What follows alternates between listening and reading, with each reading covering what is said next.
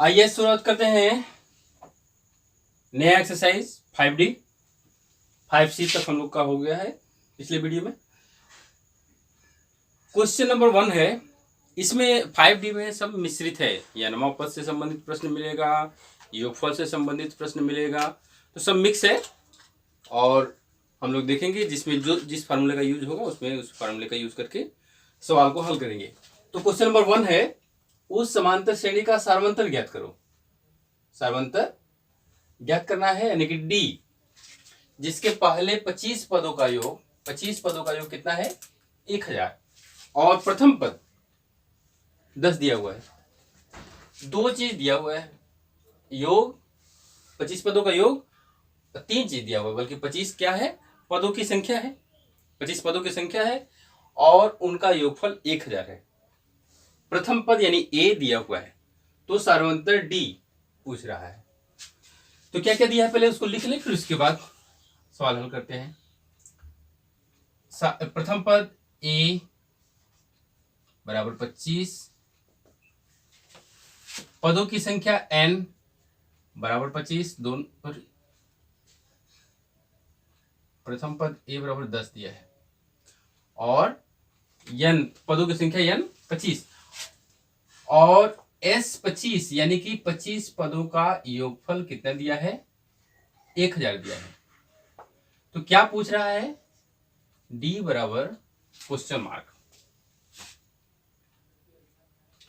तो ठीक है, ये योगफल वाला योगफल दिया है, तो योगफल वाले फार्मूले को लगा करके हम लोग डी निकाल लेंगे। तो एस एन बराबर क्या होता है, एस एन बराबर n/2 2a plus n-1 into D. तो 25 पदों का निकालना है, तो यस 25 बराबर 25/2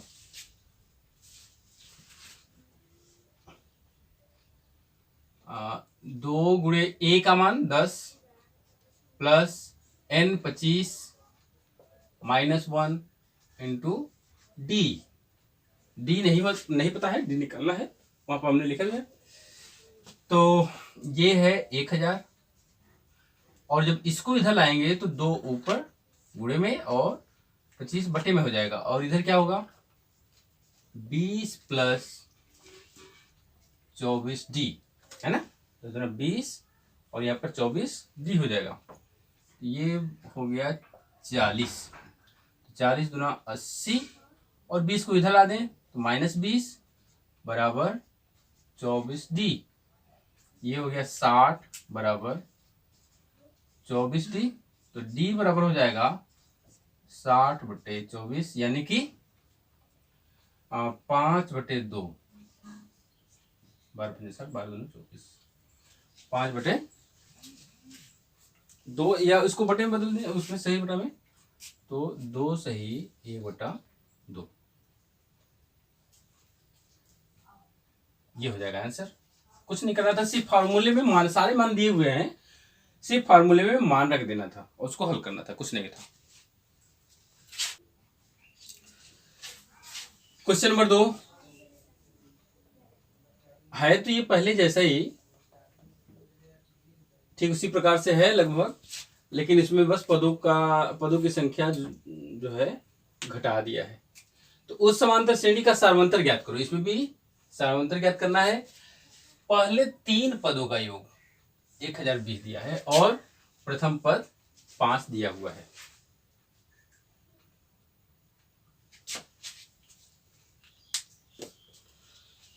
तो चलिए जो जो दिया है पहले उसको लिख लिया जाए। है तो ये पिछले क्वेश्चन की तरह, लेकिन मैं देखिए इसको आप जो हम पहला क्वेश्चन हम लोग जिस फार्मूले से यूज किए हैं एसएन वाले से, आप लोग उससे कीजिएगा, मैं दूसरे तरह से बताऊंगा। तो क्या क्या दिया है, पहले 3 पदों का योग यानी कि S3 बराबर 1020, और प्रथम पद A बराबर 5, पदों की संख्या 3 दे दिया है ना, तो पदों की संख्या हमको जरूरत नहीं है अभी,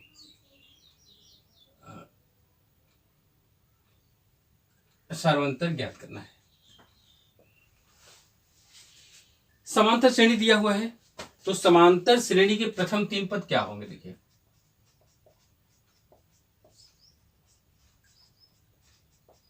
समांतर श्रेणी के प्रथम 3 पद क्या होगा? बराबर ए प्लस डी और ए प्लस 2d, ये पद हो जाएंगे। इसी तरह से श्रेणी होती है। इनका योगफल, इन्हीं तीनों पदों का योगफल 1020 दिया हुआ है, यानी S3 बराबर क्या हो जाएगा? ए प्लस डी प्लस ए प्लस 2d, ये है 1020, और इधर क्या हो जाएगा? ए 3a और प्लस 3d। मानक दें 1020 बराबर 3 गुणे ए का मान 5 प्लस 3d, 3 × 5 = 15, तो 1020 माइनस 15 बराबर 3d, तो ये कितना हो जाएगा? 1005 बराबर 3d, तो d बराबर क्या हो जाएगा? 3 का भाग हो जाएगा। 1005 में 3 का भाग कर दें तो 3 × 3 = 9, 3 × 3 = 9,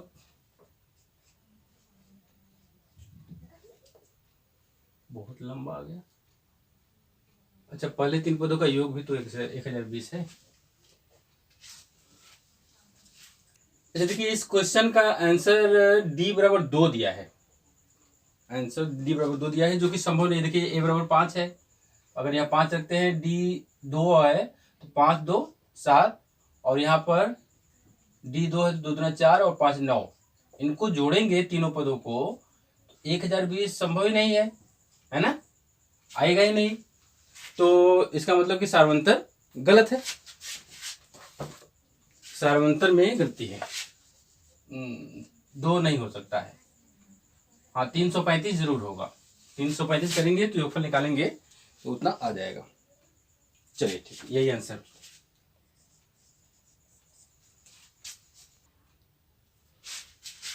क्वेश्चन नंबर 3, उस समांतर श्रेणी का प्रथम पद ज्ञात करो। कौन सा ज्ञात करना है? प्रथम पद, जिसके पदांतर यानी कि सार्वंतर, पदांतर का मतलब सार्वंतर d A12 यानी 12वां पद 37 दिया हुआ है, तो प्रथम पद ज्ञात करना है। फार्मूले में ही है। चलिए क्या क्या दिया है? पदांतर d बराबर 3 दिया है, A12 बराबर 37 दिया है, तो और A12 दिया है, तो इसका मतलब कि n बराबर 12 है ना, यहाँ पर an होता है ना, n बराबर 12, और a प्रथम पद a बराबर क्वेश्चन मार्क पूछ रहा है, ठीक ना। इस तरह से आप लोग लिखने का जरूर हैबिट डाला कीजिए। ये पूरा क्वेश्चन है, ये एक लाइन में पूरा क्वेश्चन है।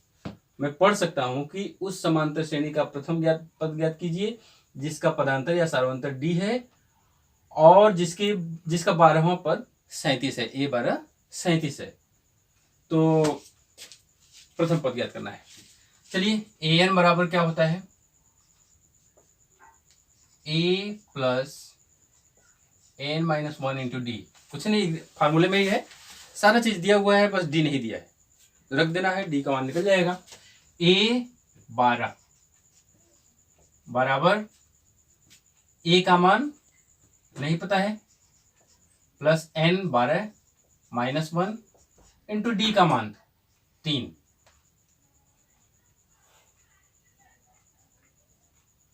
अभी रहने देते हैं यहाँ पर डी, अब यहाँ मान रख देते हैं। यहाँ हो गया 37, ए का मान नहीं पता, 11 गुणे डी का मान 3, तो 37 11 33, इधर ला दें, बराबर ए, यानी ए बराबर कितना हो गया? 4, प्रथम पद, अतः प्रथम पद बराबर 4। से एकदम सिंपल था, सारा चीज फार्मूले में, बस एक फार्मूला में सारा चीज रख देना था। क्वेश्चन नंबर 4 है तो एकदम सिंपल सा ही, इस तरह के आप लोग कई सवाल लगा चुके हैं, लेकिन मिक्स वाला है, मिश्रित चल रहा है, तो उसको भी हम लोग लगा लें। 60 से 120 के बीच की सभी विषम संख्याओं का योग ज्ञात कीजिए। विषम संख्या वह संख्या जो 2 से विभाज्य न हो, 2 से न कटे। तो 60 के ठीक बाद 61 जो कि 2 से नहीं कटेगा, और 120 के ठीक पहले 119 2 से नहीं कटेगा। 60 और 120 के बीच कह रहा है, तो 60 और 120 की बात हम नहीं करेंगे, उसके बीच कह रहा है। अब ये कहता है कि 60 से 120 तक की सभी विषम संख्याओं को, तो हम 60 और 120 को लेते, यहां पर नहीं लेंगे। तो चलिए देखते हैं 60 से 120 के बीच में कितनी विषम संख्याएं हैं। 61 दो का अंतर आएगा ना विषम संख्या में, 63 65 और लास्ट में 119। मेरे जरूरत की चीज यहां से यहां तक है, ये और ये हमारी जरूरत की चीज नहीं है। अब 61 63 65 यानी कि ये समांतर श्रेणी बन गया, 2 का अंतर चल रहा है, समांतर श्रेणी बन गया जिसका प्रथम पद 61 और अंतिम पद 119 है। योग ज्ञात करना है तो हमको पदों की संख्या की जरूरत पड़ेगी, क्योंकि अगर फॉर्मूले में हम ऐसे निकालते हैं तो n/2 a + l कर देंगे अगर प्रथम पद और अंतिम पद का प्रयोग करें तो, या d वाला समांतर वाला प्रयोग करेंगे तब भी हमको n की जरूरत पड़ेगी। तो हम यहां से पदों की संख्या पहले पता कर लें। पदों की संख्या के लिए हमारा जो प्रथम पद है वो कितना है 61, d इसमें से इसको घटा दें, 63 - 61 = 2, और l 119, n = क्वेश्चन मार्क, ये हो गया। अच्छा इतना है n = क्वेश्चन मार्क, और इसी के साथ Sn = भी क्वेश्चन मार्क होगा, जो n का मान होगा वहीं पे यहाँ पे रख देंगे तो उसका योगफल हो जाएगा। तो यहाँ पे यल दिया है ना, तो यल = a + n - 1 × d होता है formula. l 119, a 61 plus n नहीं पता है, और d का मान 2। 61 को इधर ला दें, 119 - 61 = 2, सॉरी n - 1 × 2, तो ये हो गया 8 और 5, ये 2 को बटे में भेज दें, बराबर n - 1 29, यानी n - 1 = 29, तो n बराबर कितना हो गया 29 + 1 = 30। अब पदों की संख्या जब पता हो गया तो अब तो कुछ रह ही नहीं गया। अब देखिए n 30 है तो यहाँ पे s 30 हो जाएगा। n का फॉर्मूला पहले लिख लें, n/2 a + l, s 30 निकाल लें, बराबर 30/2, a प्रथम पद 61 और अंतिम पद 119, ये कट जाएगा, हो जाएगा 15, तो 15 गुणे 9 1 10 6 1 7 1 8 180, 15 8 120, 15 का 15 12 27, 2700। क्वेश्चन नंबर 5 बड़ा इंटरेस्टिंग सवाल है, ये स्पाइरल का क्वेश्चन है। पहले क्वेश्चन पढ़ देता हूं फिर उसके बाद। क्वेश्चन 5 है कि केंद्र ए से आरंभ करते हुए बारी बारी से केंद्रों ए और बी, यानी 2 केंद्र हैं, एक केंद्र ए है एक केंद्र बी है, को लेते हुए त्रिज्याओं 0.5 सेंटीमीटर, ये देखिए क्रमशः होना चाहिए, पहले ए के लिए 0.5, फिर बी के लिए 1, फिर ए के लिए 1.5, और 2 बी के लिए 2, यानी कि जो 0.5 वाले जिसमें 5 5 आएंगे वो ए केंद्र से बनेगा, और जिसमें पूरा पूरा है वो बी केंद्र से त्रिज्या लेकर के बनाना है।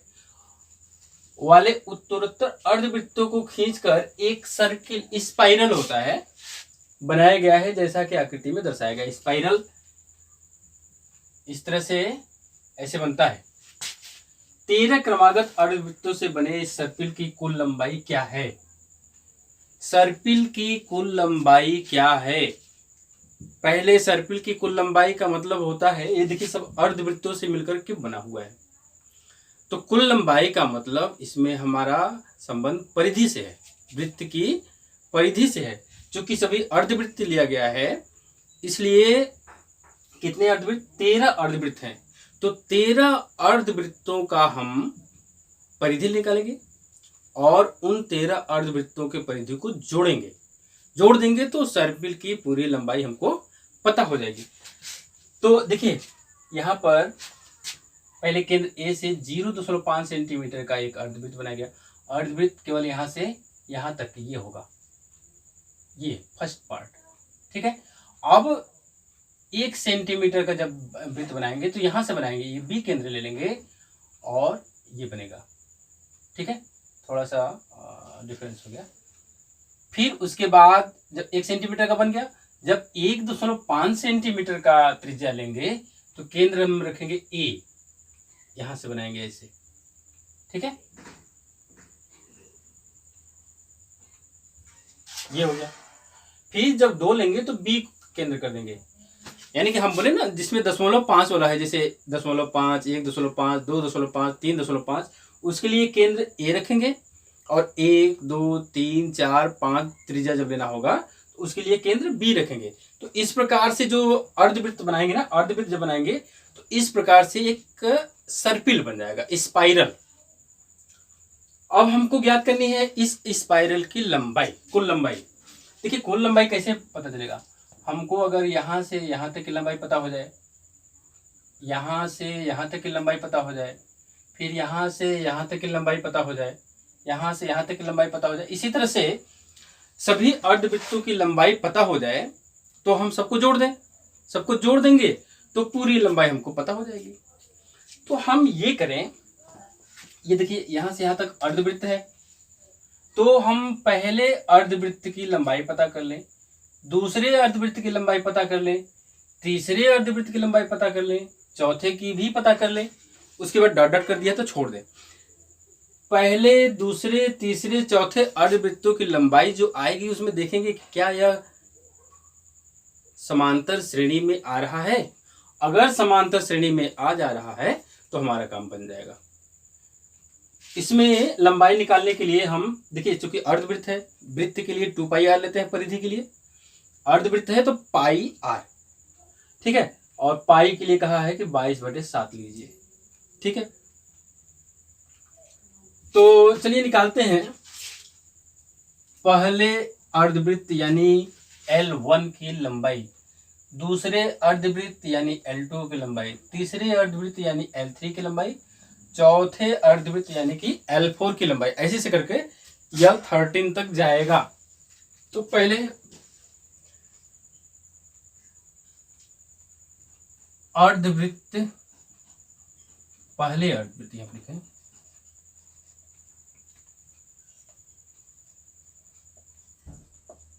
पहले अर्धवृत्त L1 के लिए क्या है, R1 कर दें। अगर R1 बराबर 0.5 तो L1 बराबर क्या हो जाएगा? L1 बराबर पाई R1 बराबर 22/7 गुणे 0.5, 0.5 करेंगे तो 22 × 110 यानी कि हो गया 11/7, ठीक है, L1। इसी तरह से दूसरे अर्धवृत्त के लिए हम डायरेक्ट लिखने जा रहे हैं L2 बराबर पाई R2, पाई का मान 22/7 गुणे R2 का मान 1 हो गया, 1 सेंटीमीटर। यहां से भी देखिए R1 है, R2 है, R3 है, R4 है, तो 1.0 यानी कि 22/7। L3 पाई R3 बराबर हो जाएगा 22/7 गुणे 1.5, तो ये हो जाएगा अब 33/7, ये सेंटीमीटर में सब होगा। L4 बराबर पाई R4 बराबर 22/7 गुणे 2.0 मीन्स 44/7 सेंटीमीटर। ऐसे ही हम योगफल निकालना है ना, तो चलिए हम लास्ट नहीं निकालते हैं। अब यहीं से देखिए, अब इसको अगर हम लंबाई को ऐसे रखें, श्रेणी बन रही है 11/7, 22/7, 33/7, 44/7, 13 पदों तक।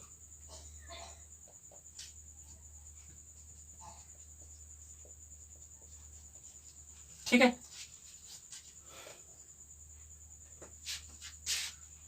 ये हो गया। अब हमको निकालना है 13 क्रमागत अर्धवृत्तों से बनी सर्पिल की कुल लंबाई, यानी कि 13 पदों तक का योगफल।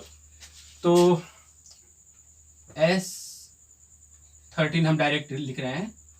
S13 बराबर, चलिए पहले फार्मूला लिख देते हैं,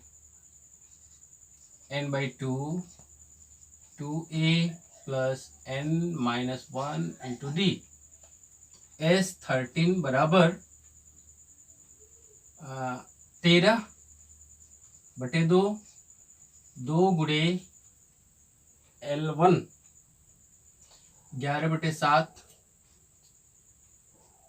प्लस, अच्छा देखिए हमने D नहीं निकाला, यहाँ पर D निकाल दें। D बराबर A बराबर, तो देखिए हमको यहीं पे लिखना चाहिए था, चलिए यहाँ पे लिख दे रहे हैं। A बराबर 11/7, D बराबर 22/7 माइनस 11/7 यानी कि 11/7, और n बराबर 13 और S13 बराबर क्वेश्चन मार्क। ये चीज हमको यहाँ लिखना चाहिए था। चलिए ठीक है। अच्छा, n 13 माइनस 1 इंटू डी का मान 11/7। ऐसा करते हैं, 11/7 को कॉमन ले लें, 13/2 गुणे 11/7, इधर हो जाएगा 2 + 12, तो 13 कम 13, 13 कम 13 14, 143/14, 143/14 गुणे 14, 14 से 14 कट गया, कितना आ गया 143 सेंटीमीटर। ये हो जाएगा पूरे स्पाइरल की लंबाई।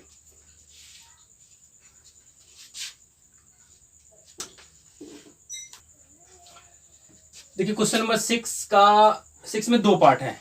पार्ट ए मैं बता दे रहा हूं, पार्ट बी एकदम सेम टू सेम इसी पर है, तो पार्ट बी आप अपने से लगाइएगा।